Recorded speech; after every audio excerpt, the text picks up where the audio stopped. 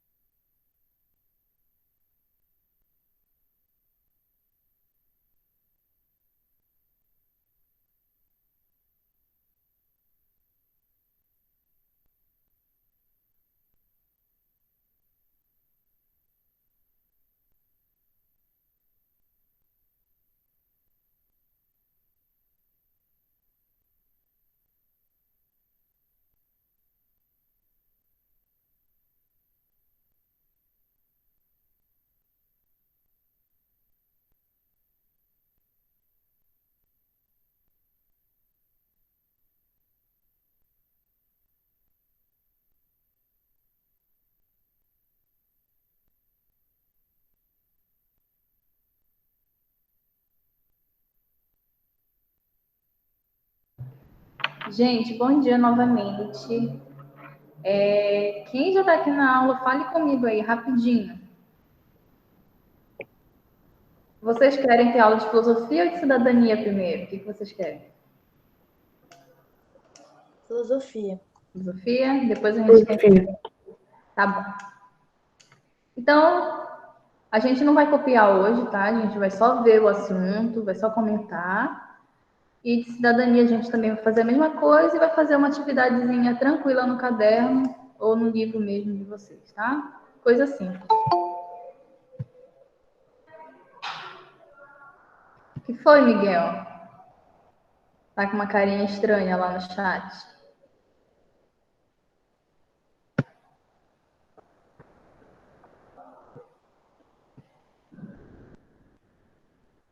Queria cidadania. Mas é porque vocês ainda estão acordando. Aí deixa pra gente vai ver cidadania depois, a gente vai fazer uma atividadezinha, tá? Aí a gente vê primeiro filosofia, que é só o slide mesmo. A gente vai ler, vai assistir um vídeo, a gente vai comentar. Depois a gente vê cidadania, tá?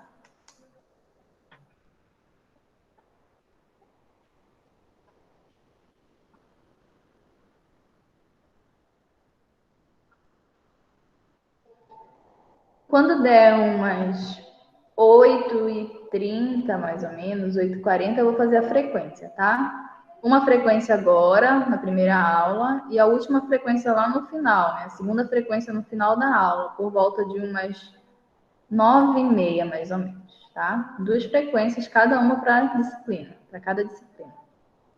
E aí, como é que vocês estão na atividade de vocês? No segundo instrumento, vocês já estão pensando, já estão pesquisando? Já estão vendo com o grupo de vocês? Como é que tá? Lembrando que é para a próxima semana a apresentação, tá bom? E vale 8 pontos, tá?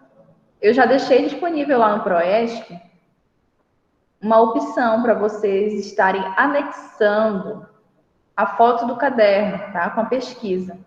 Só a pesquisa vale 3 pontos no caderno, tá? 3 pontos. Então vocês vão. Professora, então é para mandar a pesquisa no Proesc, é? Isso, já deixei lá a opção de atividade, tá? Só mandar lá no Proesc a pesquisa. Oi, Isabelle. Essa pesquisa, todos os alunos têm que fazer igual ou pode ser uma pesquisa diferente cada um? Pode ser todo mundo diferente, tá? Cada um fica responsável pela sua pesquisa. Depois vocês vão reunir o que vocês coletaram durante essa pesquisa, ver o que cada um vai falar, né? Não esqueçam daqueles tópicos que eu pedi, o que tem que conter na pesquisa de vocês, né? As características. Oi. Quando for dessa pesquisa, a gente tem que pensar sobre todos os temas ou só sobre nós? Só o tema específico do seu grupo. Lembra que eu passei a atividade avaliativa para vocês sobre os dialetos brasileiros, né? E eu dividi a turma de vocês em 4 grupos. Para falar também do jeito de falar, localidades, tudo esse negócio. E características. Vocês podem abordar por que a pessoa fala daquele jeito, por que aquele dialeto é daquele jeito, qual a influência, qual era o povo, qual era a influência, eles vieram de onde, né? Vieram de fora do Brasil, por que aquelas pessoas, aquele povo daquela região falam daquela forma, tá? Então vocês não têm só que me apresentar o jeito de falar, vocês têm que me apresentar as características, os aspectos, tem que me apresentar também as regiões, como é que funciona, tá bom? Então dá para dividir o trabalho bem legal entre as pessoas do grupo, são 4 pessoas por grupo, tá? Mais alguma dúvida sobre o trabalho? Esse trabalho vai contar como segundo instrumento avaliativo, né?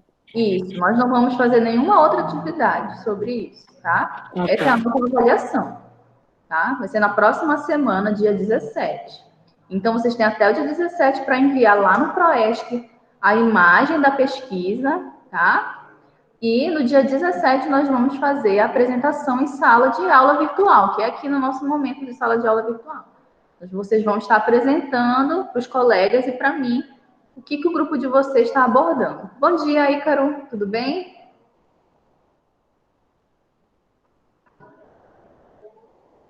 Que bom.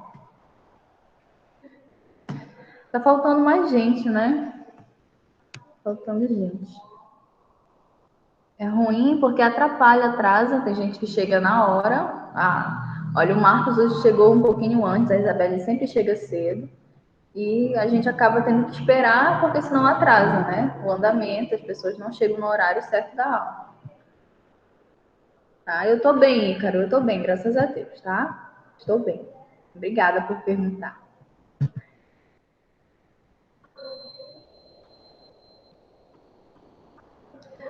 Vocês lembram que nós conversamos sobre aquela história sobre a Torre de Babel? Lembra que eu contei um pouquinho para vocês como que foi? Hoje nós vamos assistir um vídeo do YouTube. Eu acho que vocês conhecem esse canal. Ele é muito conhecido. E é um vídeo de 10 minutos, mais ou menos, sobre a Torre de Babel, tá? Nós vamos assistir e depois nós vamos discutir algumas coisas sobre isso e sobre outras coisas também. Tá tudo no slide, vocês não vão precisar copiar, só se vocês quiserem, tá? Quem aqui ainda não trouxe o caderno na escola?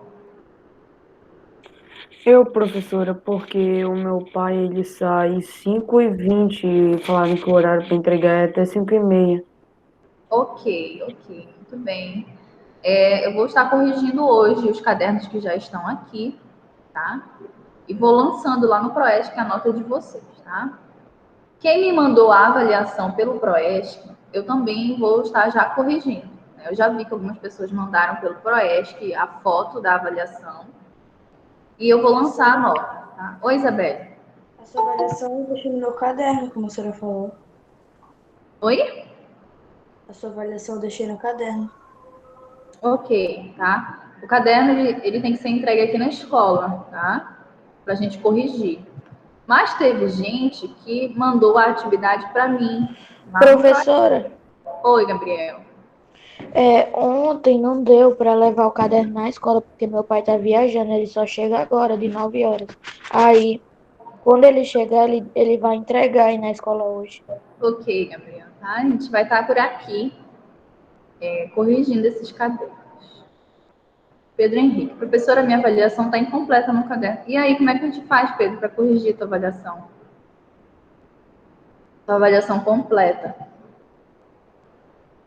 Como é que a gente corrige? Cadê o resto?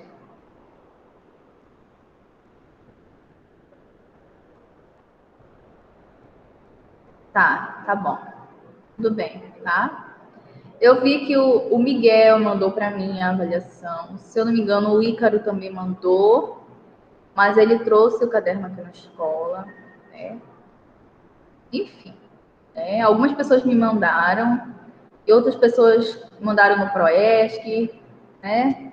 Eu vou estar organizando tudo isso para lançar a nota de vocês, do primeiro instrumento. Quem mandou um vídeo também que valia 3 pontos, vai ganhar os 3 pontos, tá? Quem não mandou, sinto muito. Então vamos lá, vamos começar? O tema da nossa aula de filosofia de hoje, vocês estão vendo aí no slide, né? É sobre diversas línguas e um entendimento. Essa é a nossa semana 6 de aula, tá? Semana 6. O que isso quer dizer, professora? Que nós já estamos mais da metade já, que nós já vamos encerrar todo o conteúdo desse bimestre, tá? Esse é o penúltimo conteúdo e na próxima aula a gente já vai ver o último. Então, a gente já vai fechar tudo isso.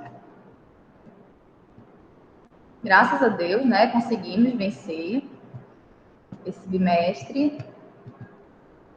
E agora, como eu já falei para os colegas de vocês, nós vamos assistir um vídeo sobre a Torre de Babel, tá? Aspectos históricos sobre a Torre de Babel, como que era, como que surgiu, como construíram. Vocês vão achar um vídeo bem interessante. É daquele canal Você Sabia. Vocês já viram? Canal no YouTube Você Sabia? Pois é, né? A gente assiste. E eu trouxe para vocês assistirem. É um vídeo muito bacana, tá? Eu vou colocar aqui, já que já tem 10 pessoas, né? Tá faltando mais gente, mas nós temos que começar a aula de hoje, senão não vai dar tempo, né? Eu esperei 18 minutos. Esperei demais. Vamos lá, eu vou colocar aqui para... Se vocês não estiverem ouvindo, gente, por favor, liguem o áudio e falem, porque eu não vou poder ver vocês agora, tá? Eu vou colocar o vídeo, eu não vou ter como olhar o chat nem nada. Por favor, ativem o áudio e falem para mim. Professora, não tô vendo o vídeo, tá travando. Me avisem, tá bom? Então vamos lá, eu vou colocar o vídeo aqui para vocês. Você sabia que na antiguidade existia uma torre que era tão alta que quase chegava aos céus? Uma torre com quase 2.500 metros de altura. O livro sagrado da Bíblia conta a história da Torre de Babel. E essa é uma das histórias que o ser humano não cansa de buscar a verdade. No vídeo de hoje, você irá conhecer um pouco mais sobre a história da Torre de Babel e descobrir se ela realmente existiu ou não. Mas antes, se você não é inscrito, clica nesse botãozinho vermelho para se inscrever. E como de costume, vai deixando logo o seu joinha. Se inscreveu, deixou o joinha? Vamos para o vídeo. Puxa a vinheta.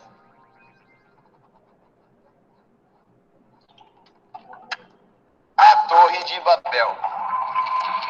Fala galera, beleza? Bom, sou o Lucas Marques. Opa galera, eu sou o Daniel Molo. E hoje estamos em 2018 e o maior prédio do mundo é localizado em Dubai. E esse prédio tem mais de 828 metros de altura, chamado de Burj Khalifa. Mas a história que vamos contar hoje é de uma torre muito antiga e que seria muito maior do que esse arranha-céu. Segundo a história bíblica, a Torre de Babel foi o maior edifício já construído aqui na Terra. E a lenda diz que a torre era tão alta que chegava até o céu. Ela teria sido construída no sul da Mesopotâmia, onde hoje fica a Síria e o Iraque. E tudo isso em 2420 anos antes de Cristo, que seria aproximadamente 130 anos depois do dilúvio que teria acontecido aqui na Terra, também citado na Bíblia. Hoje em dia já é bastante difícil construir um arranha-céu, um prédio que passa aí dos 1000 metros. Imagine então construir uma torre gigantesca lá na antiguidade, há 1000 anos antes de Cristo. Será mesmo que essas antigas civilizações tinham conhecimento e a capacidade de construir uma torre tão alta? E também qual seria o motivo de construir uma torre tão alta? O que eles queriam fazer com aquilo? Para falar dos motivos da construção dessa gigantesca torre, precisamos falar de um cara muito importante. Nimrod. Nimrod foi um personagem muito importante na Torre de Babel. E ele, galera, era neto de Noé, o famoso da Arca de Noé, que teria construído a arca para salvar os animais. Nimrod, na época, era rei de várias terras. E foi justamente ele que deu início no projeto para construir a torre, pois ele tinha o objetivo de chegar o mais alto possível. O primeiro motivo para construir a torre foi que ele queria se proteger de um novo dilúvio, já que o dilúvio da Arca de Noé tinha acabado de acontecer há 100 anos, e grande parte da família dele foi devastada pelo dilúvio. Então o primeiro motivo para fazer a torre era para a segurança dele. E o segundo motivo era para chegar mais perto de Deus. Mas ele não queria chegar mais perto para poder adorar ou ficar mais próximo. Ele queria chegar mais perto para enfrentar Deus. Nimrod queria se vingar de Deus, pois seus parentes teriam sido levados no dilúvio. E ele estava com raiva. Outra coisa que ele também queria construir a torre era para manter todo o seu povo unido e próximo da torre. Como a torre seria muito grande e muito alta, ela abrigaria muitas pessoas do mundo inteiro. E esse lance de unificar o povo em um lugar era uma questão um pouco contra a vontade de Deus, pois naquela época Deus agia para espalhar os grupos, para formarem civilizações, espalhar o ser humano na Terra. Porque o intuito de Deus era que os homens se espalhassem pela Terra e se multiplicassem, e não ficassem em um único só lugar. Mas mesmo assim, Nimrod seguiu o seu objetivo e começou o projeto de construção da torre. A construção levou 43 anos e foi feita uma torre com mais de 2.448 metros. Uma torre com quase 2,5 km de altura. Aproximadamente... Oi, vocês estão ouvindo direitinho? Falem aí. Sim, mas só que a imagem está atrasada. Tá? Eu vou verificar aqui rapidinho se tem alguém tentando entrar. Não, tá? Vou colocar novamente, tá? Vamos lá. 3 vezes mais alto do que o atual maior prédio do mundo. Continuando a história da Bíblia, o livro diz que a torre foi construída em uma época em que todos os povos falavam uma mesma língua. Além disso, a torre era usada como edifício de astrologia e também um lugar para adorar deuses pagãos do céu, outros deuses a não ser o Deus. Então Deus viu que aquela torre era contra os seus princípios. E para impedir que a construção terminasse, Deus então espalhou outros idiomas entre os homens, fazendo com que eles se desentendessem e não conseguissem finalizar a obra. A cidade então recebeu o nome de Babel, que em hebraico significa confusão. E depois disso, a construção foi interrompida para sempre. Ao redor de todo o Iraque existem antigas construções altas, conhecidas como zigurates. Zigurates eram monumentos feitos para homens se aproximarem de Deus. E acreditam que a Torre de Babel era um zigurate. Trazendo para os tempos de hoje, muitos historiadores e estudiosos acreditam ser um exagero ter existido uma torre tão grande quanto a Torre de Babel. Mas outros tentam provar que povos antigos realmente tinham reais conhecimentos tecnológicos e capacidade de construir essa torre. Mas peraí, uma torre tão grande como essa, se ela foi construída, ela tinha que estar por aí. O que será que aconteceu com ela? Ela realmente existiu? pesquisadores modernos utilizaram as informações encontradas na Bíblia para calcular até qual altura os engenheiros antigos eram capazes de construir. Na história, segundo a Bíblia, a torre foi feita com tijolos. Então, para tentar simular a história, cientistas reproduziram um tijolo de argila da mesma forma que ele era feito há 3.000 anos atrás e testaram a resistência desse tijolo. Colocaram o tijolo em uma máquina de prensa e apertaram o tijolo até quebrar. Segundo testes, usando esses tijolos antigos feitos de argila, o máximo que ele iria aguentar erguer seria uma torre de 150 metros. Porque depois disso, o peso da torre seria tão grande que o tijolo não iria aguentar e iria desabar. 150 metros, galera, não é nem perto de 2.500. Mas vamos continuar que tem mais coisa. Como 150 era um número muito pequeno do que eles queriam, os cientistas não ficaram satisfeitos e buscaram uma outra forma de fazer a Torre de Babel. Foi aí então que um versículo da Bíblia despertou a atenção dos pesquisadores. O versículo dizia o seguinte: e disseram uns aos outros: eia, façamos tijolos e queimemo-los bem. E foi-lhes o tijolo por pedra e o betume por cal. Gênesis 11:3. Como o versículo dizia, eles pegavam esses tijolos e queimavam eles bem. Esse lance de pegar o tijolo e expor ele a uma temperatura de 800 graus é uma técnica que deixa o tijolo mais forte e resistente. Depois de ler o versículo, pegaram então o tijolo e queimaram ele, para ver se ele realmente ficava resistente e até que altura a torre poderia chegar. Diferente do primeiro teste, onde o primeiro tijolo quebrou ao chegar aos 400 quilos, esse tijolo queimado quebrou com 3.000 quilos. E aí, fazendo as contas, chegaram à conclusão que usando os tijolos queimados, era possível erguer uma torre de até 3 quilômetros de altura, ou seja, até o céu, um pouco maior do que a Torre de Babel. Então, galera, segundo a Bíblia, realmente era possível construir uma torre dessa altura, e usando apenas o conhecimento e tecnologias que tinham naquela época. Bom, agora já sabemos que realmente era possível construir uma torre dessa, tão grande. Mas será mesmo que há mais ou menos 1.000 anos antes de Cristo foi feita uma torre com quase 2.400 metros de altura? Recentemente, o Dr. Andrew George, da Universidade de Londres, examinou um tablete de pedra encontrado em uma ruína do Iraque. Esse tablete de pedra muito antigo teria nele esculpido o desenho que mostrasse mais ou menos como seria a Torre de Babel. E segundo o Dr. Andrew, essa é uma enorme evidência de que a Torre de Babel realmente existiu, pois alguém teria olhado para a torre e esculpido ela. Dificilmente teria saído do cérebro de alguém. Na imagem da pedra é possível ver o formato de uma torre e ao lado um homem com chapéu. O homem de chapéu presente na pedra seria o rei Nabucodonosor II, que governou a Babilônia de 605 a 562 a.C. E na pedra, o rei Nabucodonosor II estaria bem do lado da Torre de Babel. E outra coisa que... Pausar rapidinho aqui, que eu acho que tem gente querendo entrar na aula, tá? Só verificar. Tá dando para ouvir, para entender? O vídeo já vai acabar, tá? Não vai demorar muito. Tinha na pedra, além do desenho, era uma legenda muito misteriosa. Nós jogamos o texto original no Google Tradutor e ficou mais ou menos assim: Etemenac Zicurat Babili, a casa, a fundação do céu e da terra. Zigurat na Babilônia, a base que enchi para fazer um alto terraço. Eu construí as estruturas com bitumen e cozinha em todo lugar. Eu completei o seu topo para o céu, tornando-o brilhante como o sol. Que brisa, né? Que brisa. Isso aí é o quê? É uma história ou é uma descrição? É uma descrição. E ainda fala que o Nabucodonosor teria feito isso para todos os países, em todo lugar do mundo. Para todo mundo morar ali, na verdade, então. Bom, a descrição tá meio confusa, mas dá para entender que a torre era muito grande e que tinha intuito de abrigar pessoas do mundo inteiro. Ela não foi feita apenas por Nimrod, o neto de Noé, mas sim por todo aquele povo que estava ali, incluindo o rei Nabucodonosor II, que estava envolvido no projeto. Muitos acreditam que essa pedra com o desenho e essa legenda é a prova de que a Torre de Babel realmente existiu. Agora, como provar que ela teve quase 3 quilômetros de altura, acho que é algo que nós não vamos conseguir provar. E você aí de casa, acredita que a Torre de Babel realmente existiu? Acha que ela realmente chegava até os céus? E o que vocês acharam sobre essa história bíblica? Vocês gostaram? Lembrando que existem várias outras histórias que são bastante interessantes e que nós podemos trazer aqui para vocês. Não contando muito assuntos religiosos, mas sim apresentando alguns fatos históricos. E aí, deu para entender?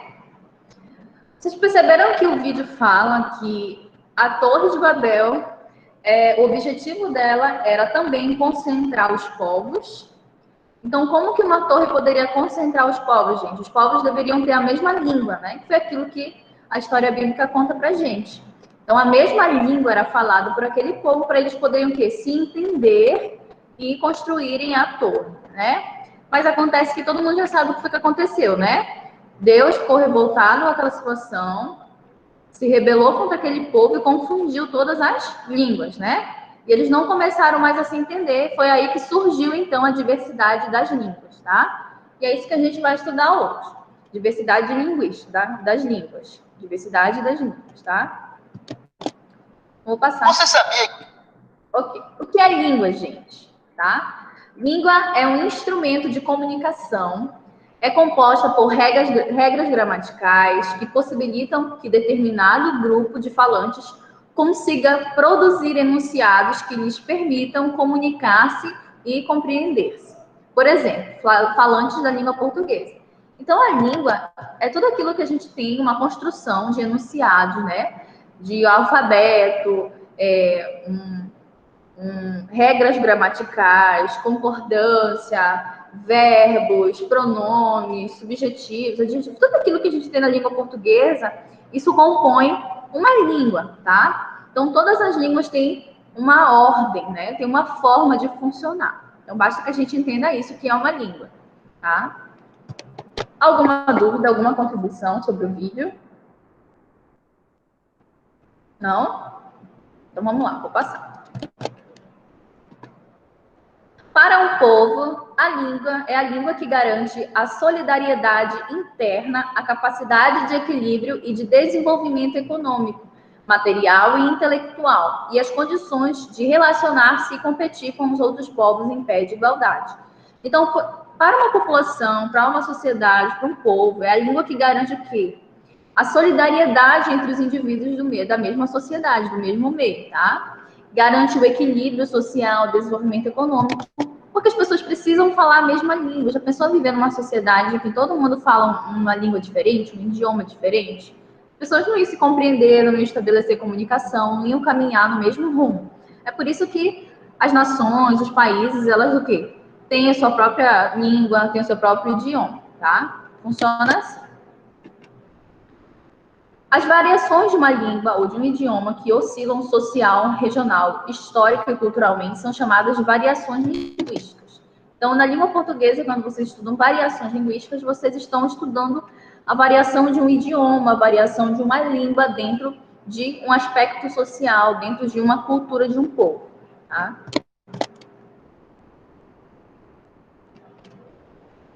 Agora a gente vai estudar os 10 idiomas mais falados no mundo. A gente viu que a origem mitológica que a história bíblica conta, né, sobre as variações linguísticas, as variações de linguagem, remete à Torre de Babel, que Deus acabou confundindo o quê? A língua daquele povo que falava a mesma língua e Deus confundiu eles, criando vários outros tipos de línguas, né? Isso que a história nos conta, a história bíblica.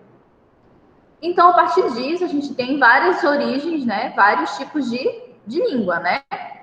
A gente compreende que, a partir dessa história, surgiram os vários tipos de idiomas pelo mundo. Ok. Porque qual era a intenção de Deus, gente? Deus queria povoar o mundo. Deus queria que o homem se multiplicasse sobre a face da terra, né? Mas os homens não queriam, eles estavam construindo uma única torre. E lá eles tinham uma única língua, uma única forma de comunicação. Eles tinham o mesmo objetivo. E Deus não queria que eles ficassem naquele lugar. Ele queria que eles se multiplicassem sobre a face da terra. E por isso ele instituiu várias línguas, tá? E essa é uma origem o quê? Uma origem histórica mitológica, tá? Não significa que foi dessa forma. Mas a Bíblia conta dessa forma, tá? Então, é questão de fé? É questão de acreditar? Não sei, é você que decide acreditar o que você quer acreditar sobre a origem das línguas, tá? Mas a gente toma esse exemplo aí para mostrar como que a mitologia, como a crença, como a história conta a origem de alguma coisa, né? E a língua não foge desse padrão. Nesse sentido, agora, nós vamos estudar um pouco sobre os 10 idiomas mais falados no mundo. É só cunho de conhecimento mesmo, tá? Vocês têm noção aí de algum idioma que é mais falado no mundo? Qual é o idioma que a gente mais fala no mundo? Inglês? Inglês, né? Professora? Como, Maria? Nada, é que eu achava que era o mandarim. Também, tá? A gente vai chegar lá. Então, a gente vai falar sobre os idiomas em vários aspectos. Aspectos populacionais, aspectos sociais. Por exemplo, se a gente pegar um idioma de uma população grande, a gente tem várias pessoas falando aquele mesmo idioma. Mas a gente fala de um idioma no aspecto social, econômico e político, em que aquele idioma é tomado por todos os povos, todas as nações, para que eles professem uma única língua.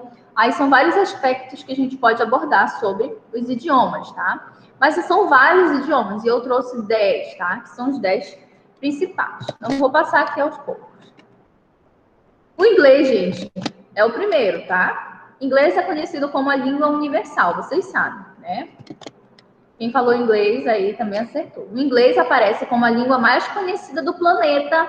É considerado um idioma universal por ser usado em transações comerciais pelo mundo, além de ser o mais fácil para aprendizado. Isso é verdade. Vocês acham que a língua portuguesa é mais fácil de aprender do que o inglês, gente? E aí, o que vocês acham? Não. Não. O inglês é uma língua simples, tá? Muito simples, tá? São poucas regras. E a língua portuguesa, a nossa língua brasileira, tem muitas regras gramaticais. Vocês não dominam a língua portuguesa completamente, ou dominam? Vocês falam português perfeitamente? Não, né? A gente não sabe empregar o nosso português perfeitamente. Apesar da gente nascer, crescer na escola, estudando língua portuguesa, a gente não consegue aprender totalmente a nossa língua portuguesa. A gente aprende quase tudo, mas não retém tudo, porque são muitas regras, tá? Então, o inglês é diferente, ele é mais simples, é mais fácil de aprender do que as outras línguas, tá? Mundialmente, são cerca de 360 milhões de falantes nativos do inglês. Além disso, a quantidade de pessoas que utilizam como segunda língua varia entre 470 milhões a mais de 1 bilhão. Ele também aparece como a língua mais adotada como oficial por diversos países, estando presente em todos os continentes do planeta. Por isso que é considerado uma língua universal. Alguma contribuição? Alguma dúvida? Não? Vou passar. Mandarim, olha só o mandarim, chegou o mandarim, tá? O principal motivo para sua popularidade é o tamanho da população chinesa, tá? Lá na China fala o mandarim, tá? São mais de 1 bilhão de pessoas que têm o mandarim como idioma oficial. Então, lembra que eu falei que tem aspectos sociais, aspectos populacionais, aspectos políticos, econômicos, da gente estudar sobre a língua? Então, nesse sentido aqui, em aspecto populacional é o aspecto social, tá? Então, o mandarim é uma língua muito falada porque a população chinesa fala. E a população chinesa é imensamente grande, né? São muitas pessoas. No entanto, é considerado um dos mais complicados de se aprender, pois além de poucos padrões, envolve uma grande diversidade de palavras, tá? Estima-se que cerca de 1,3 bilhão de pessoas no mundo falem o mandarim, principalmente na China, em Singapura, Hong Kong e Macau. Desse total, é o segundo idioma para 180 milhões de pessoas do mundo. Alguma contribuição sobre o mandarim? Alguém quer falar alguma coisa? Não? Então, vou passar porque são 10, tá? Agora que a gente está no segundo. Espanhol, tá? Espanhol também é uma língua muito falada mundialmente. Estima-se que cerca de 1,3 bilhão de pessoas no mundo falem. Gente, eu coloquei errado, tá? Não sei por quê. Mas aqui é espanhol, tá? O espanhol é a terceira língua mais falada do mundo. Eu vou editar esse slide e colocar lá no Proesc, tá? Acho que na hora de eu copiar e colar, eu coloquei errado aqui, tá? Mas o espanhol é a terceira língua mais falada do mundo, tá? Eu não sei as informações sobre ela porque estava aqui no slide. Mas povos da América Latina falam o quê? O latim, né? Da Vulgata Latina, da origem da palavra latim, né? Do idioma latino.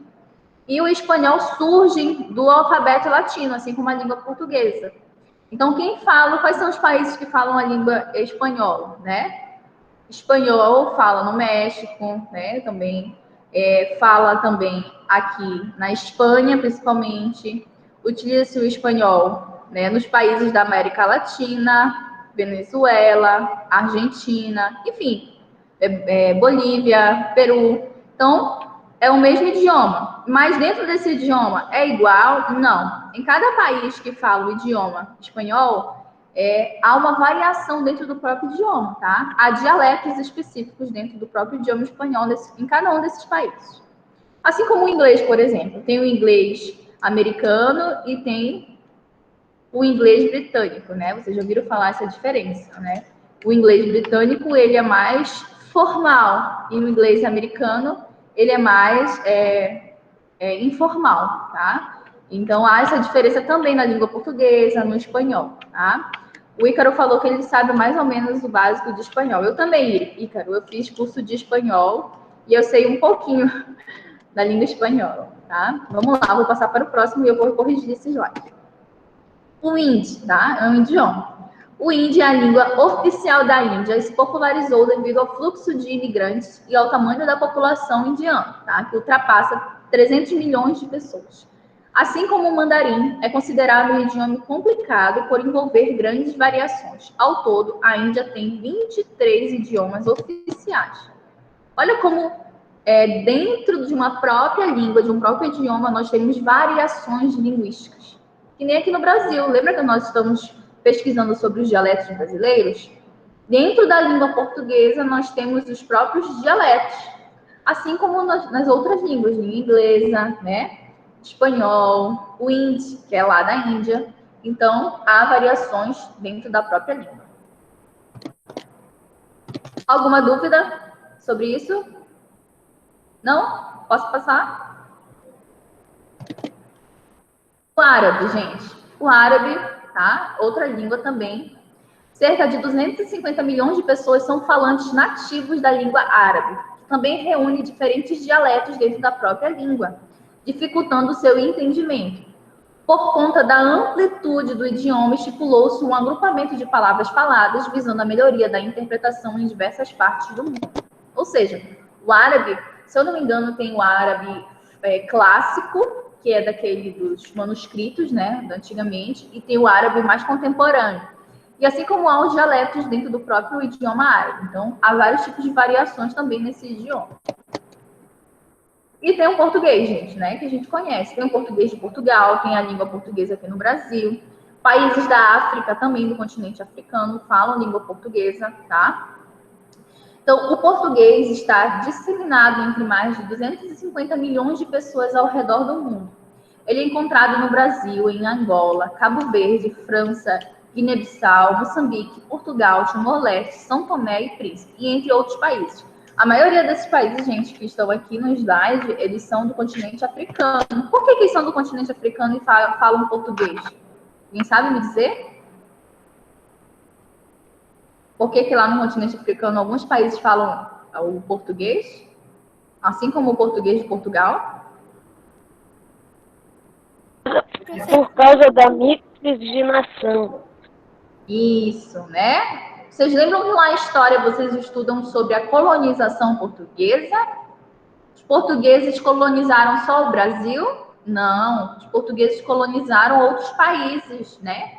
De outros continentes, como o continente africano. Então, por isso que até hoje, muitos países do continente africano falam o português de Portugal. E na língua portuguesa aqui do Brasil, nós adaptamos o nosso idioma do português de Portugal. A gente vê uma semelhança com o português de Portugal, mas não é idêntico, né? Quando vocês veem, já viram aqueles memes do pessoal zoando os portugueses? Que quando eles estão se xingando nas redes sociais, é bem engraçado. Aí eles falam de uma forma, parece que eles estão o tempo todo falando de forma formal. Eles não conseguem se xingar como a gente se xinga aqui no Brasil, tá? Quando vocês tiverem oportunidade, pesquisem para ver como o idioma português, né, de Portugal, tá? Mas aqui no Brasil nós temos a nossa própria adaptação dessa língua portuguesa, tá?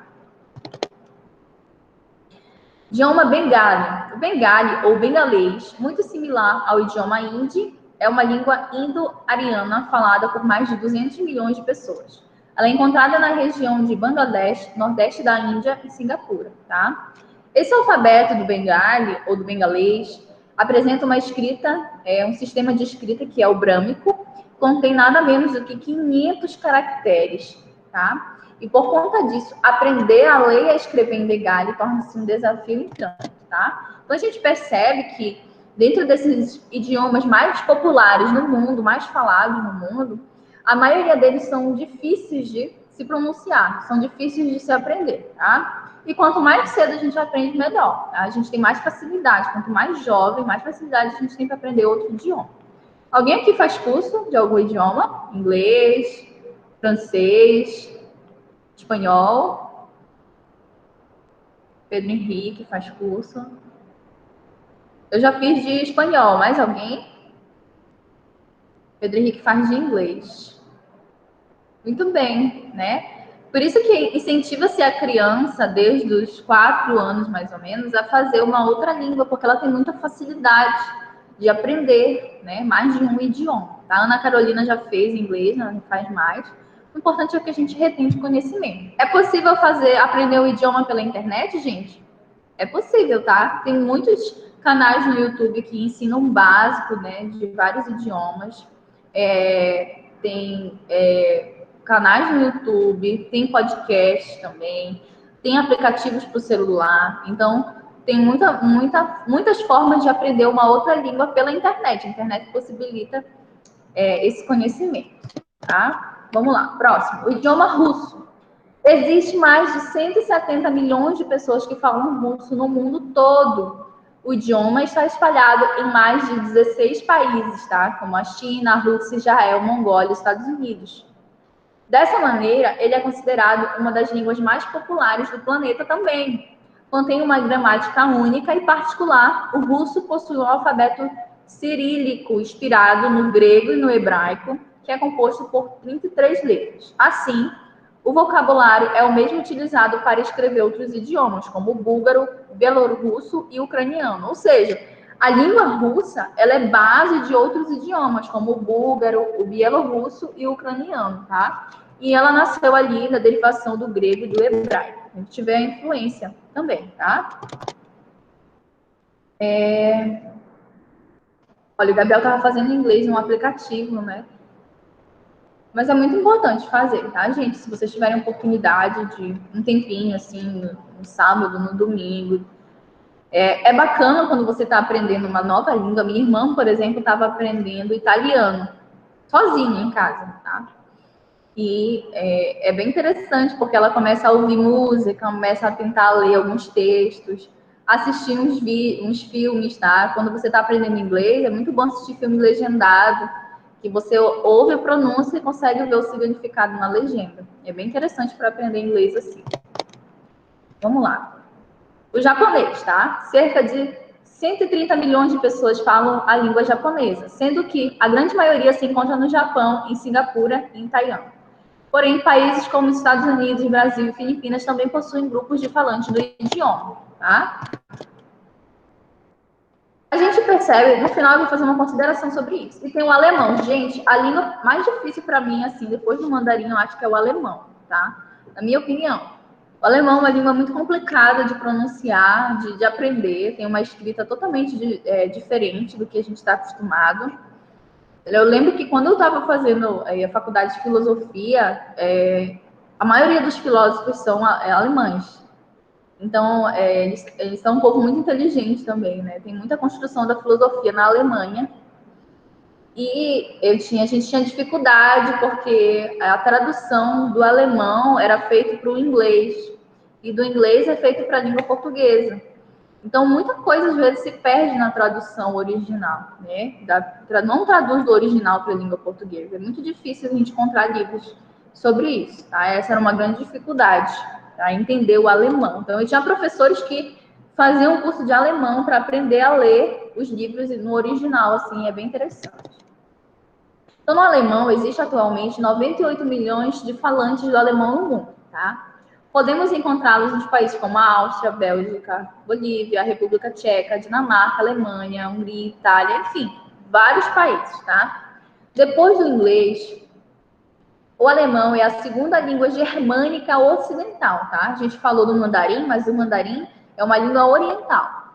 E o inglês é uma língua ocidental. Então, depois do inglês, o alemão é a segunda língua germânica ocidental mais falada no planeta, o que explica a derivação do seu vocabulário indo-europeu. Grande parte das palavras tem origem do latim também, lembra que nós estudamos?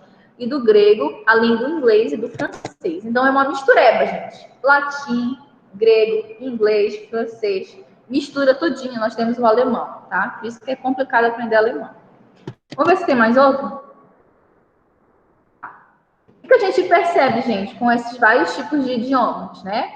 Que eles não se concentram numa única região do planeta, né? Mas que a gente pode encontrar esses idiomas espalhados pelo mundo todo, tá? Então, no Brasil, a gente tem comunidades alemãs, temos comunidades chinesas, japonesas também, e assim como outras partes do planeta, tá? Não se fala um único idioma num território, se falam vários idiomas, tá? Mas tem o idioma oficial daquela nação. Aqui no Brasil, por exemplo, é a língua portuguesa, mas isso não impede que nós tenhamos vários povos também de outras nações, chineses, japoneses, né?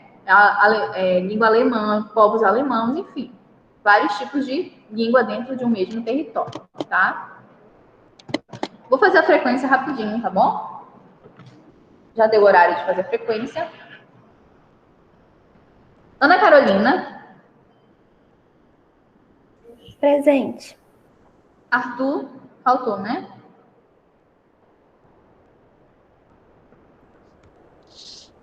Danilo. Faltou também? Vão me falando aí, tá? Porque eu não tô vendo. Gabriel Levi. Presente. Guilherme. O Guilherme está? Presente. Muito bem. Adrian. Presente. Ícaro. Isabelle. Presente. Muito bem. Luiz Vitor. Luiz Vitor ainda tá, né? Presente. Muito bem, Luiz. Marcos Vinícius. Presente. Maria Eduarda. Presente. Miguel. Nivanda está, gente, hoje? Presente, professor. Ótimo, Miguel. Obrigada. O Nivandas não tá, né? Pedro Davi. Não tá mais, né? Pedro Henrique. Presente. Obrigada. Pedro Lucas está? Sim ou não? O Pedro Lucas. E aí, alguém me responde? Gente, o Pedro Lucas tem participado das outras aulas? Não, professora, ele tá faltando muito. Obrigada, Luiz. E o Rick? Rick, de vez em quando ele entra. De vez em quando? Tá bom.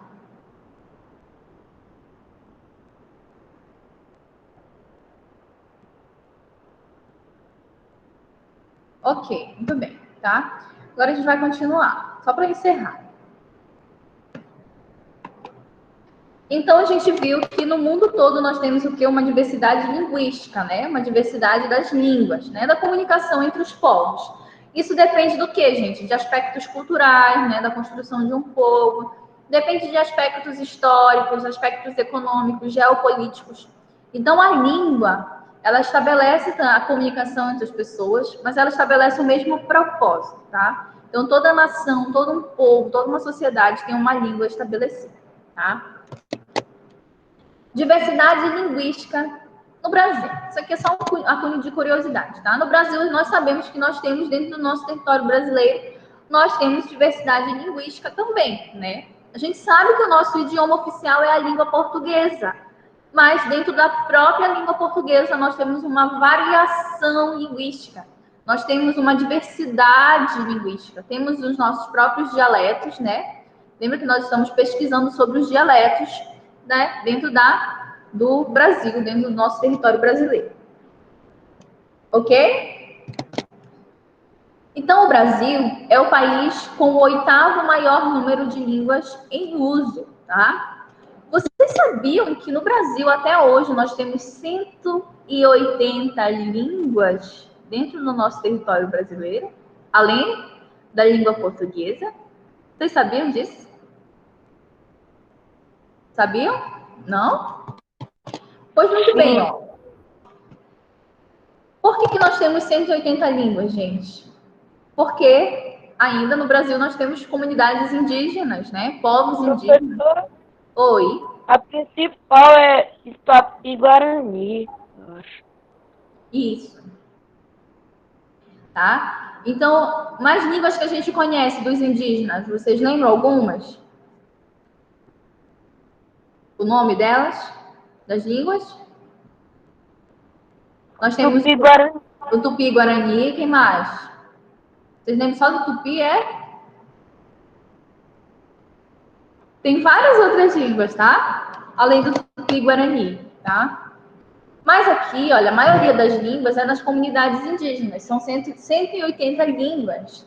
Mas olha como que na época do descobrimento do Brasil eram mais. Eram 1.078 línguas aqui dentro do próprio território brasileiro. Então, na época do descobrimento do Brasil, nós tínhamos muito mais povos indígenas, tá? Quando os portugueses chegaram, eram 5 milhões de índios aqui no Brasil. 5 milhões, gente. 5 milhões de índios no Brasil. E hoje, tá? Nós não temos nem 1 milhão, tá? Nós temos somente 734 mil indígenas no território brasileiro, tá? Nós tivemos a destruição em massa de uma cultura indígena. Muitas línguas se perderam. Já pararam para pensar que com a colonização, né? O quanto da cultura indígena, o quanto das suas línguas, né, se perdeu com o tempo, né? No processo de colonização, a educação dos indígenas também. Vocês sabiam que os índios eram ensinados a falar português, né? Português de Portugal. Então, a língua deles, a língua materna, a língua de origem não era considerada. Então, eles eram ensinados a falar o português para poder se comunicar no Brasil. Você mora num lugar, você habita numa terra, você mora num território, você tem sua cultura, você tem o seu jeito de viver, você tem a sua língua construída. Chega um povo estranho de outra parte do planeta, se estabelece no lugar onde você vive e diz que tudo que você faz, tudo que você pensa, como você fala, sua cultura, o seu hábito de viver está errado.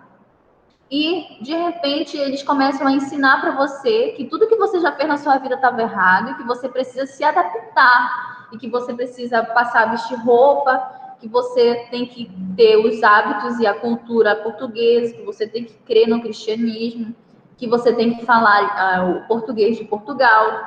Então, já pararam para pensar como tudo isso se perdeu, a quantidade de línguas que se perderam, a quantidade de cultura que se perdeu aqui no nosso próprio território brasileiro com a parte da colonização, com essa influência da cultura europeia aqui no território brasileiro, tá? Isso aí fica o questionamento para a gente fazer. E acabou, tá? Foi isso. Sim, acabou. Acabou a nossa aula de filosofia de hoje, tá? Deu para entender? Foi bem tranquilo, né? A gente viu as línguas, a gente viu sobre diversidade no território brasileiro, a gente viu o vídeo, né, sobre a origem mitológica da história da Bíblia, né? Gente, quando eu falo de mito, tá?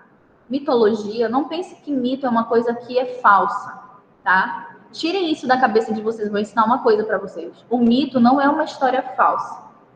Quando eu falo de mito, eu estou dizendo que o mito é uma história que surgiu em algum momento para explicar alguma realidade incompreendida.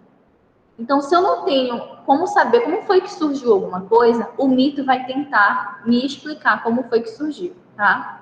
Então, antes da ciência existir, antes da arqueologia existir, da antropologia existir, existia um mito, a mitologia, e o mito explicava muita coisa, explicava o porquê que as coisas são. Então, quando eu falo a mitologia bíblica, eu estou falando da história bíblica, tá? Que mostra a origem de alguma coisa. Então, não pense que é mentira, não pense que é algo falso. Por isso que a gente não pode falar, por exemplo, que a mitologia grega, aquela crença era errada. A gente não pode falar que a mitologia é algo errado, que é algo falso, tá? Por quê? Já pensou se eu chegar com você e falar assim, ei, tudo que você acredita tá errado. Tudo que você crê tá errado. Você tá errado. Se você acredita no Papai Noel, você tá errado. Ah, e só que essa pessoa que acredita no Papai Noel, ela passou a vida toda dela acreditando. Ela acha que aquilo é verdade. Para ela é verdade. Então eu não posso julgar a crença de outra pessoa com base naquilo que eu acredito, tá? Então é basicamente isso. Quando eu falo de mitologia, eu não estou dizendo que é algo que é errado. Só estou dizendo que é uma história que conta a origem de alguma coisa, tá? Vamos lá. Muito obrigada. Que bom que vocês gostaram da aula, tá? Seria estranho alguém falar assim comigo. Eu, na verdade, iria continuar acreditando no Papai Noel. Eu também acredito no Papai Noel, no Coelhinho da Páscoa, tá? E na Fada do Dente. Muito bem. E acredito em duendes e acredito em fadas. Vamos lá, tô brincando, gente. Vamos lá abrir o livro de Cidadania, Moral e Ética de vocês, tá? Agora a gente vai trabalhar um texto muito legal que tem lá no livro de vocês, na página 18. Página 18, coloque aqui no chat. Página 18 do livro.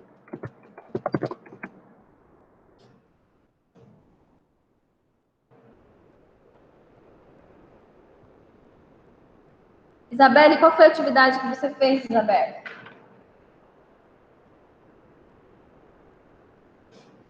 Qual foi? Fala aí, para eu lembrar.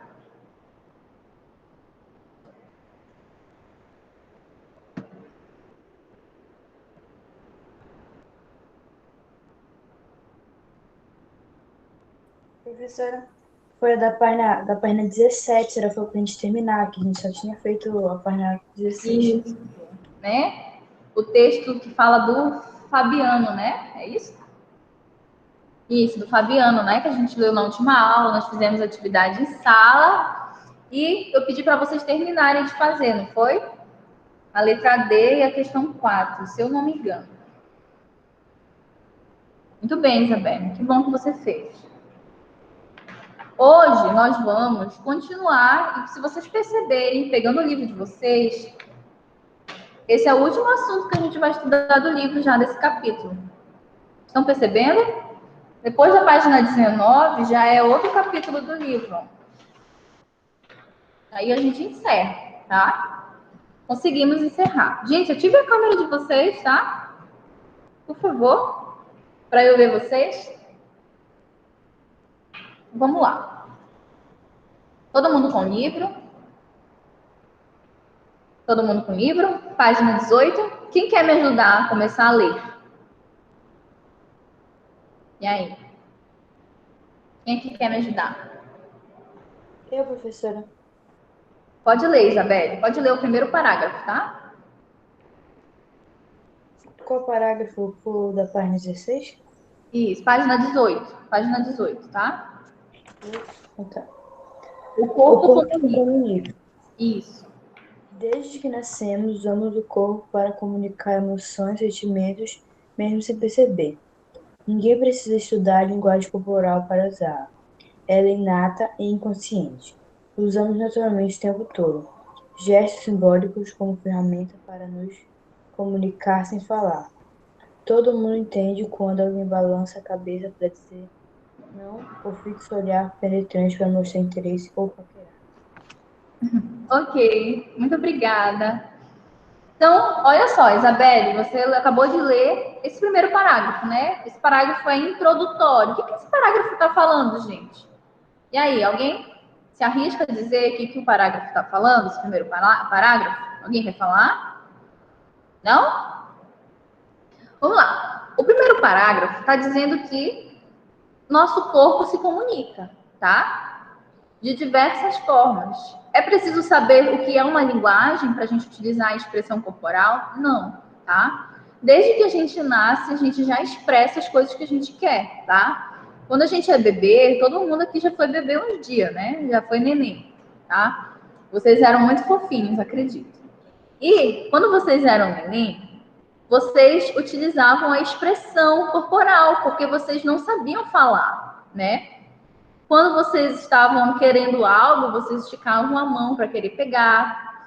Quando vocês queriam alguma coisa também, estavam com dor, chateados, vocês choravam, faziam cara de nojo, cara de choro, faziam um bichinho com a cara, enfim, né? Daqui, todo mundo já viu como é um bebê, quem tem irmão mais novo sabe que as crianças que não falam, mas elas têm a sua forma de expressão, né? Maria Eduarda, eu acho que tu tem uma irmãzinha pequena, né? Quando ela quer se expressar, né? Quando ela tá chateada, quando ela não gosta de alguma coisa, ela não expressa, né? Não faz birra, não faz carinha. Ou quando ela gosta, ela ri. Então, todos nós temos formas de expressar, né? De expressão corporal, tá? A linguagem é uma forma de expressão corporal, como a gente estudou. Lembra que nós estudamos as formas de linguagem? Linguagem verbal, linguagem não verbal. Nós estudamos também que a linguagem ela pode ser escrita, ela pode ser gestual, tá? Então, linguagem corporal existe. A gente não precisa saber o que é uma linguagem para poder se expressar. A gente já nasce se expressando, tá bom? Quem mais? Quem quer ler o segundo parágrafo? E aí? Gabriel, você quer ler, Gabriel? Pode ser, professor. Ótimo, obrigada. A linguagem silenciosa da comunicação não verbal está arraigada em nosso dia a dia, mesmo que a gente, durante a maior parte do tempo, não se dê conta disso. Mas por que então é preciso conhecê-la e já a utilizamos desde que nascemos? Conhecer como o corpo se comunica pode ser útil em muitas situações. Identificar o significado desses símbolos não verbais esclarece a comunicação e facilita a vida na medida em que é possível entender melhor o que acontece à nossa volta, principalmente nas grandes cidades onde os estímulos e acontecimentos são muitos. Reconhecer as mensagens corporais embutidas nas falas e nas atitudes das pessoas pode ajudar você a se localizar melhor e até a se defender. Muito bem, muito obrigada, Gabriel. Olha que o texto está falando uma coisa muito importante, tá? A gente nasce se comunicando, né? Expressando. A gente não nasce sabendo sobre linguagem, o que é o conceito de linguagem, o que é a linguagem, tá? Mas é preciso que em algum momento a gente saiba identificar as formas de linguagem, que a gente conheça, né? Por isso que nós estamos estudando sobre linguagem, tá?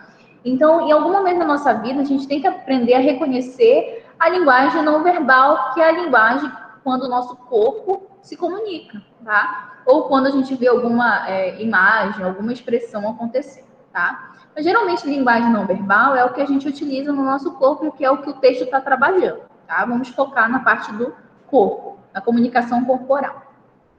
Então, o texto diz que a gente precisa identificar o significado dos símbolos, daquilo que a gente está vendo.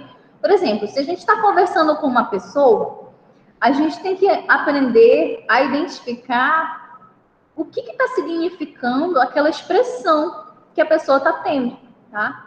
Se, por exemplo, eu estou com você, eu estou discutindo com você, e eu estou com cara de raiva, e a minha mão tá assim, fechada já, ó, pronta para dar um soco na cara de alguém. Com certeza eu tô com raiva, né?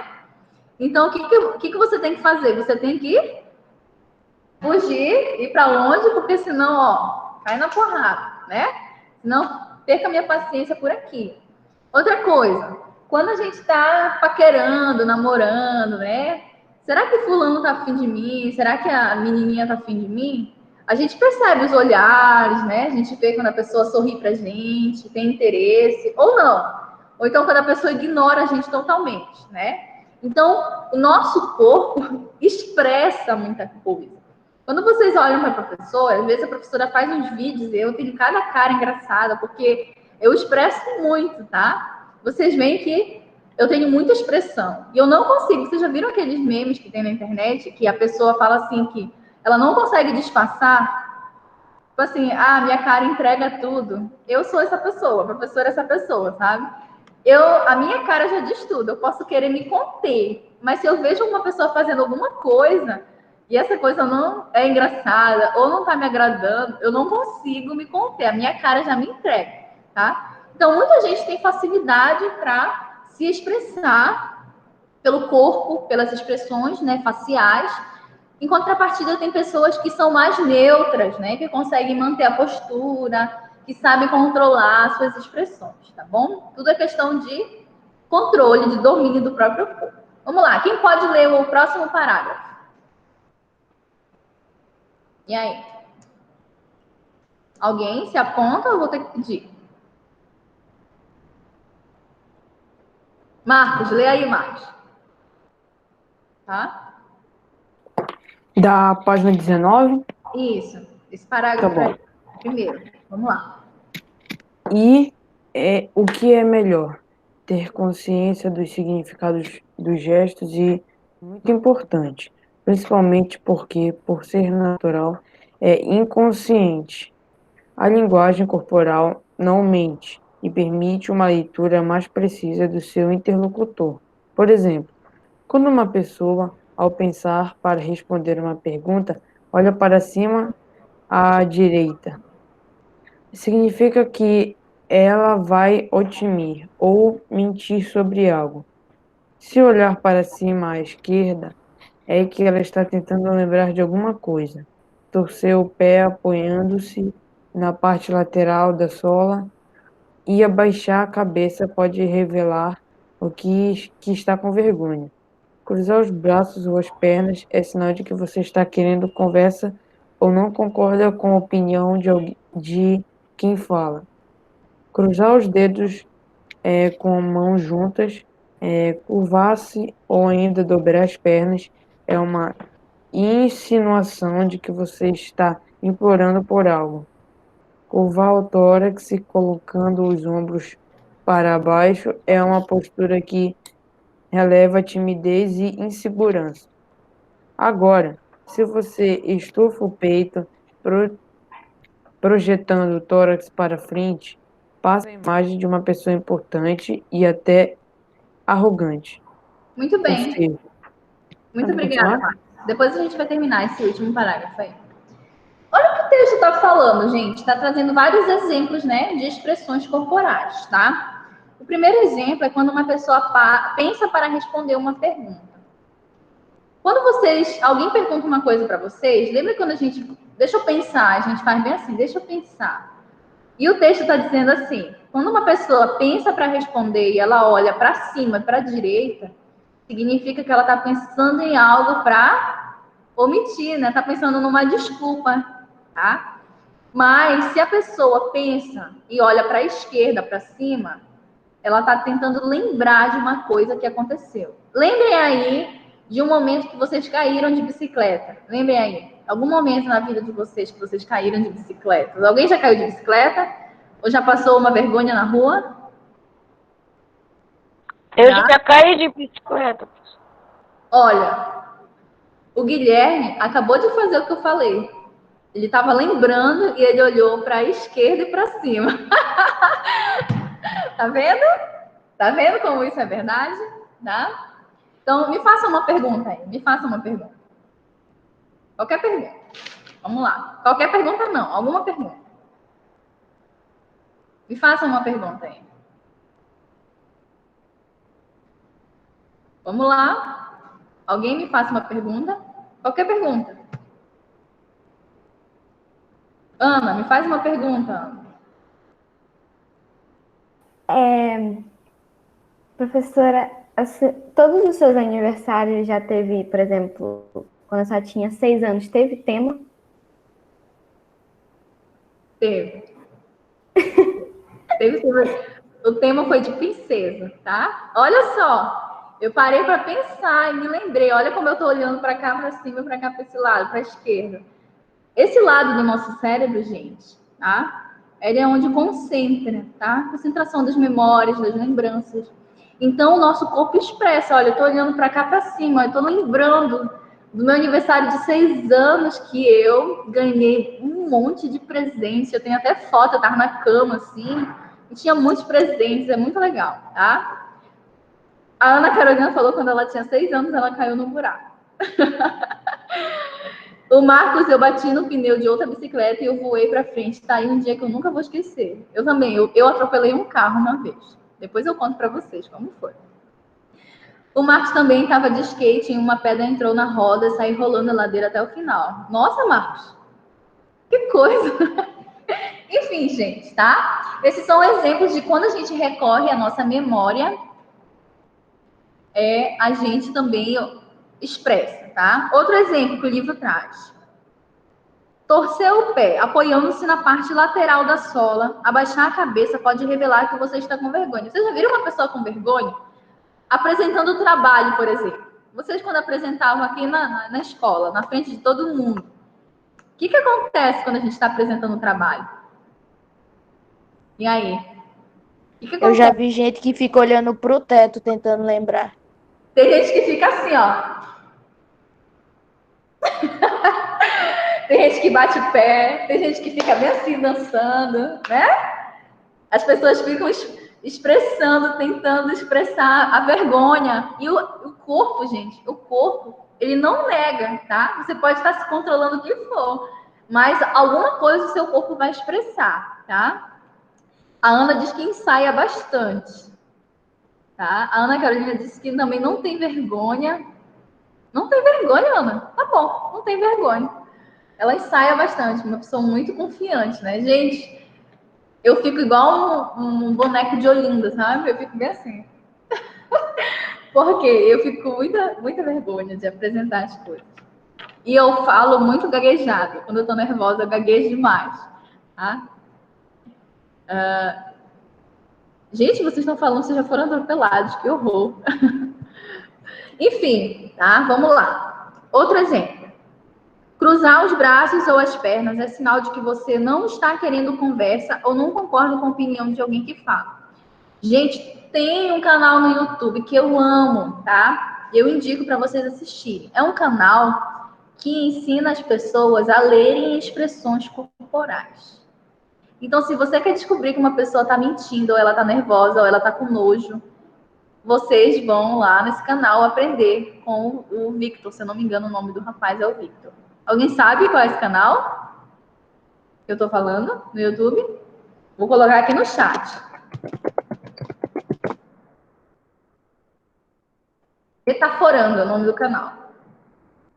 Gente, é um canal muito bom, tá? Muito bom. Quando eu estudava filosofia, tinha uma disciplina chamada lógica. Nessa disciplina, nós aprendemos a reconhecer e identificar quando uma pessoa está mentindo. Sabia? Às vezes, uma pessoa está mentindo na cara dura para mim. Aí eu sei que ela está mentindo, tá? Eu sei que ela está mentindo. E nesse canal é muito legal porque vocês aprendem as expressões do rosto, né? As expressões corporais. E lá, o dono do canal fala que quando uma pessoa ela se move bruscamente, quando ela cruza os braços, é sinal de que ela está se fechando. Então o livro de vocês está dizendo aqui, olha, cruzar os braços mostra insatisfação, que a pessoa não concorda. Mas também vocês já ouviram, pode ir, Ana, pode ir. Vocês já ouviram quando uma pessoa também está sentada e ela cruza as pernas? Principalmente as mulheres, elas têm esse hábito de cruzar as pernas. Mas isso é questão de proteção, o nosso corpo busca proteção. Outra coisa, quando vocês estão prestes a cair, vocês vão cair de bicicleta, vocês vão, sei lá, cair da escada, qual é a primeira reação que o corpo de vocês tem? Vocês sabem? Além de botar a mão para frear. Mas qual é a primeira reação? Proteger a nossa cabeça, gente. A primeira reação é proteger os nossos olhos, nosso rosto e nossa cabeça. A gente faz bem assim. Quando alguém vai querer bater assim, ou você vai levar uma porrada de alguma coisa, você protege primeiro isso aqui. Então, é a reação do nosso corpo, tá? O nosso corpo reage a diversos estímulos, reage a situações que a gente tem no dia a dia, tá? O Marcos também falou, é por isso que a mão também sempre fica toda ralada, tá? Fechar o olho também, isso. Quando a gente cai, já cai logo com a mão segurando no chão, a mão fica toda ralada, o joelho, horrível. Deixa eu ver. Estufar o peito, projetando o tórax para frente, passa a mensagem de uma pessoa imponente e até arrogante, né? Pessoa que chega assim no lugar, estufando o peito e tal, olha para frente, vai chegando se achando, né? A gente chama logo que a pessoa se acha. Olha, fulano já chegou, tá se achando. Ou então a pessoa anda assim, cabisbaixa, né? Com o ombro retraído, né? Chega assim meio com a cabeça baixa, nossa, fulano é tímido, ou fulano tá triste. Então, gente, isso são exemplos que mostram como que a expressão corporal, ela diz muito sobre a gente, né? Sobre o que a gente está sentindo, como que a gente está lidando com alguma situação. Então, vamos lá. Ou seja, vou terminar aqui para vocês, para encerrar. A maneira como você se expressa nunca é inocente. Sempre tem uma intenção. A maneira como você se expressa revela muito daquilo que vai na sua cabeça e no seu coração também, tá? Então, quem aqui não chegou em casa e viu a mãe com alguma expressão estranha, ou o pai, né, ou algum familiar, e você soube que tinha alguma coisa errada com aquela pessoa, ou ela estava chateada, estressada, triste. Então, as expressões, elas dizem muito sobre nós. Ou quando nós estamos tristes e a gente expressa isso, né? Quando a gente está chateado, ou quando a gente está feliz também, quando a gente está numa conversa com alguma pessoa. Então, o tempo todo as expressões, elas estão dizendo o que está passando pelo nosso coração, o que está passando pela nossa cabeça também, tá? E aí, gostaram? Gostaram? Ok. Agora, meus queridos, vocês vão pegar, quem tiver com caderno vai pegar o caderno. E quem não está com caderno, professora? E agora? Você vai pegar uma folha, tá bom? Pega uma folha. Nessa folha, vocês vão copiar essas 3 questões, questões para reflexão, e nós vamos responder agora juntos, tá? Nós vamos responder juntos. Depois, quem estiver copiando numa folha separada, vai pegar e colar no caderno quando receber o caderno de volta, né? Quando vier buscar na escola. Quem estiver copiando no caderno, deixa no caderno mesmo. Como que vocês vão fazer, tá? Lá em cima, como se fosse o cabeçalho, vocês não vão copiar o cabeçalho, vocês vão copiar o tema. Qual é o tema? O corpo comunica, né? Vou colocar aqui no chat. Tema. Professora, não é para botar o cabeçalho, é só para botar o tema, é? Tá, bota só o tema porque já vai estar no seu caderno, né? Tá. Aí não precisa colocar o cabeçalho por enquanto. O tema é o corpo comunica. Aí você vai colocar a página. Qual é a página? Página 18 e 19, é isso? Isso. O corpo comunica. Embaixo do tema, vocês vão copiar as questões para reflexão e vão copiar as 3 questões, tá? Quando vocês terminarem de copiar, nós vamos responder essas questões, tá? Copiem aí.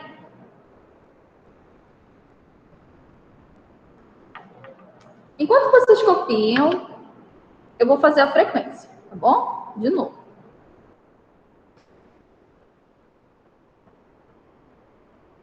Só esperar a Ana voltar e eu faço a frequência. Ela foi ao banheiro.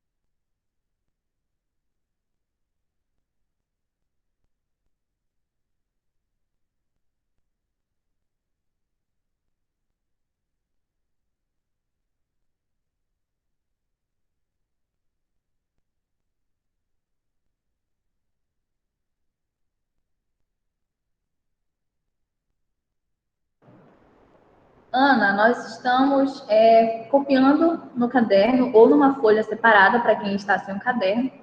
E nós estamos copiando as questões para reflexão, tá? Que são lá da página 19, a questão 1, 2 e 3. Tá? Nós vamos responder rapidinho. Daqui a pouquinho, quando todo mundo terminar de copiar.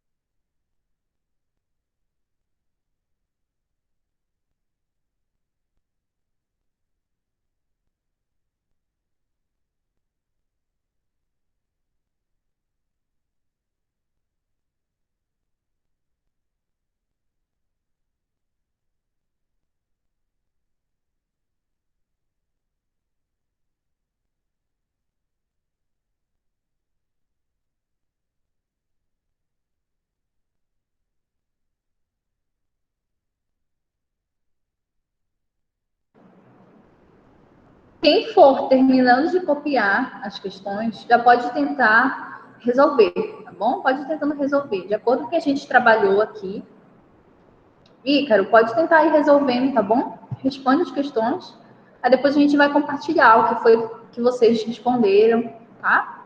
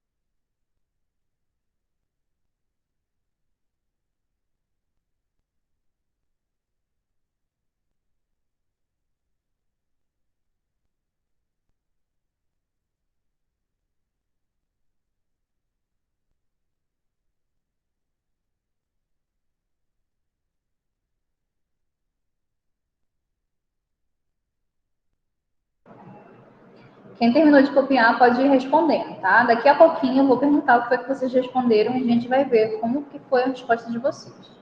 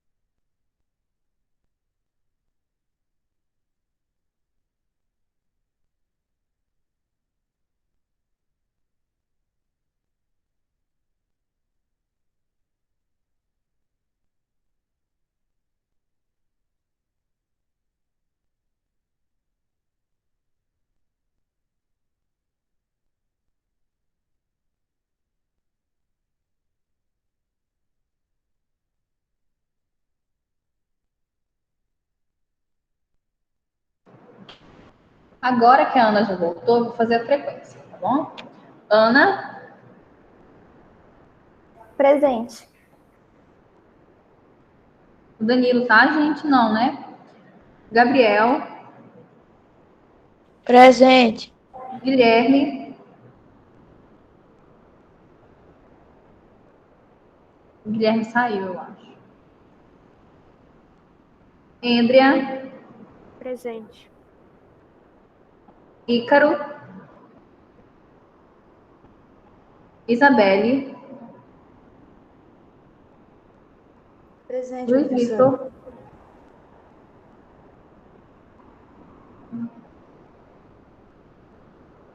Ícaro, Luiz, Presente. Marcos, Presente, professor. Maria Eduarda, Presente. Miguel, Presente. tudo bem? Pedro Henrique,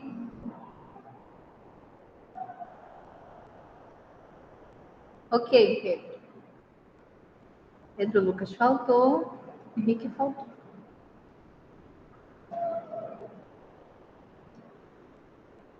E aí, quem foi que já respondeu a primeira questão?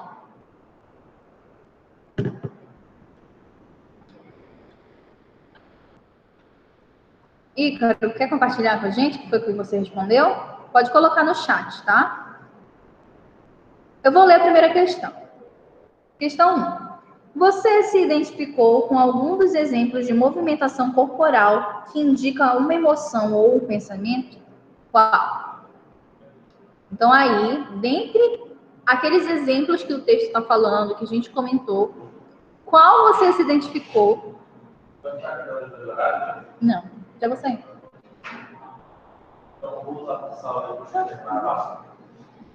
Então, nessa questão, vocês têm que falar qual dos exemplos vocês se identificaram, né? Nas expressões corporais. Tá? Deixa eu ver aqui. Olhar para cima à esquerda foi que eu me identifiquei, tá? Eu não sei vocês. O que vocês comentaram aí? O que vocês responderam? Ícaro, foi o que você respondeu, Ícaro? Coloca no chat para mim.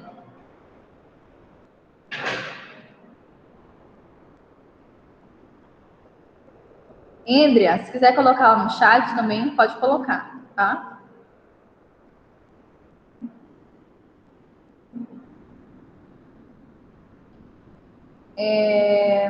O Ícaro colocou assim: sim, quando a gente esquece algo e tenta lembrar e olhamos para os lados, inclusive olhei para o lado para fazer a questão.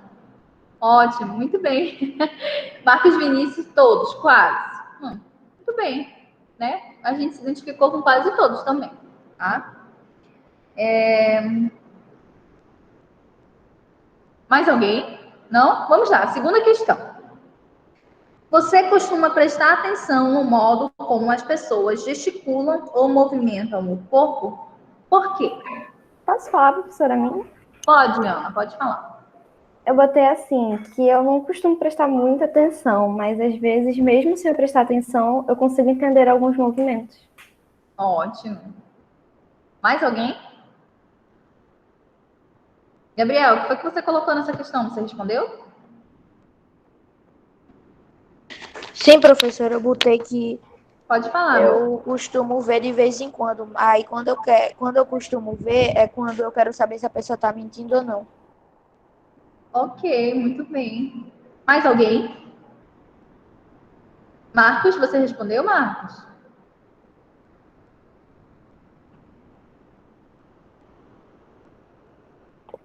Sim, professora. Eu coloquei que eu não costumo prestar muita atenção.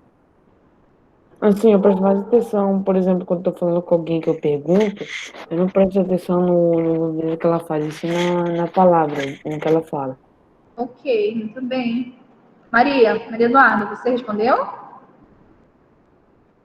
Você colocou? Que em mais situações específicas, como querer saber se alguém tá me enganando ou alguma coisa assim. Ok, muito bem. Então, no dia a dia, a gente acaba passando despercebido, né? Acaba não percebendo, às vezes, pelo contato com as pessoas, se elas estão chateadas, estão tristes, ou se a pessoa está com alguma expressão corporal diferente, né?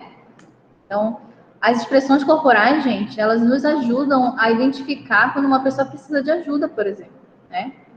Às vezes a gente precisa estar atento a isso, tá? Prestar mais atenção, né? O que essa parte do livro está nos ensinando?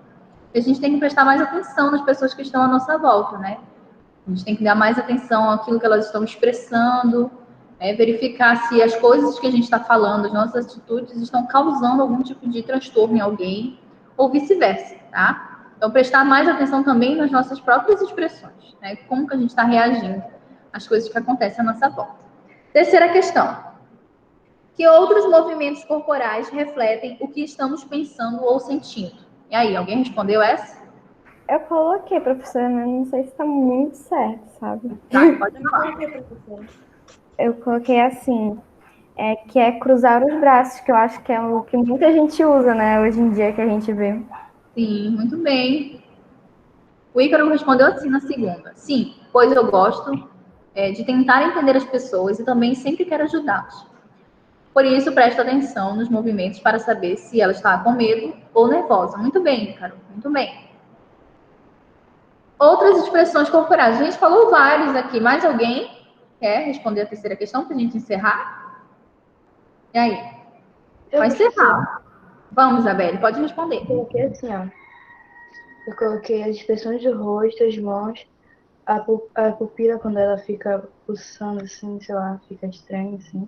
E também o movimento da boca.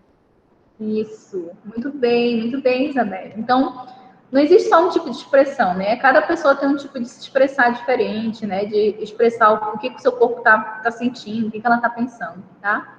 Então, o Ícaro colocou assim: quando estamos passando mal, nós ficamos meio tristes, meio irritados. Quando a gente está com fome, gente, a gente não fica irritado? Respondam aí. Vocês não ficam estressados quando vocês estão com fome? Muito bem. Eu não sei. Vocês estão com fome já? Vamos lanchar agora, né? Tomaram café da manhã? Eu tomei café, professora. Ah, que bom. Então, vocês estão liberados, tá bom? Vocês podem ir. Quem quiser ir ao banheiro, comer alguma coisa, tá? Muito obrigada pela presença de vocês. Foi um prazer dar aula para vocês hoje. Espero que vocês tenham gostado e até a próxima semana. Tá? Ah, gente, uma coisa. Rapidinho. Eu postei um vídeo lá no canal no YouTube. Tá lá no Proesc, tá? Tá na data de ontem, dia 9. É sobre Libras, tá? Assistam o vídeo, tá bem legal. Pra gente conhecer algumas curiosidades sobre a língua de sinais, tá? Então assistam o vídeo que é para complementar tudo que a gente está estudando dentro desse tema de linguagem, tá bom? É isso, forte abraço, um beijão em cada um de vocês. Até a próxima aula, tchau, tchau. Tchau, professora. Tchau, meus queridos, amo vocês. Beijo, tchau.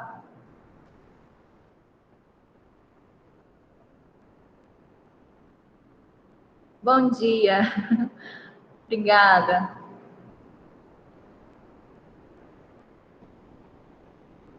Miguel. Miguel.